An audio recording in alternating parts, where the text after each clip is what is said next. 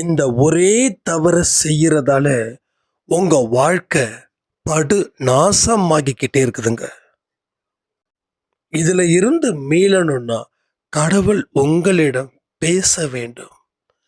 அந்த பேசுவதற்கான நேரம் என்ன அப்படின்றது இந்த பதிவில் இருக்குது.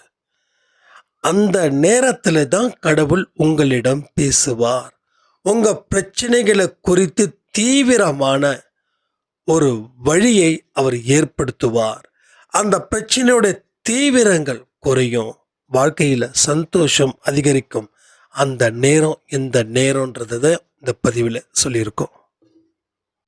உங்கள் கணவருடைய சந்தோஷம் முக்கியம், உங்கள் குழந்தைங்க சந்தோஷம் முக்கியம், என்னுடைய சந்தோஷம் முக்கியம் இல்லை அப்படின்னு நீங்கள் முடிவு பண்ணிட்டீங்கன்னா உங்கள் வாழ்க்கை நரகத்தில் ஒரு ஒரு நிமிடமும் எழுதக்கிட்டே இருப்பாங்க. கடவுள் எழுதிக்கிட்டே இருப்பாங்க. அப்போ உங்கள் சந்தோஷமும் முக்கியம் அப்படின்ற ஒரு உண்மையான ஒரு வார்த்தைகள் இந்த பதிவில் இருக்குது. அப்போ உங்களுடைய வாழ்க்கையில் நீங்கள் இனி எந்த மாதிரியான பொறுப்புகளை ஏற்றுக்கொள்ள வேண்டும், உங்கள் மனதை எந்த இடத்துல நிறுத்தணும், செய்யக்கூடியதை எது, செய்யக்கூடாதது எது, எல்லாமே இந்த பதிவில் இருக்குங்க.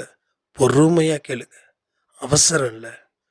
வாழ்க்கையில் எத்தனையோ தொலைச்சிட்டோம், இப்போ இருக்கிறதையும் தொலைச்சிடுவோம். இதே வேகத்தில் போனோம் அப்படின்னா புரிஞ்சுக்கோங்க, வாழ்க்கையை வாழ்வதற்காக தான் இது.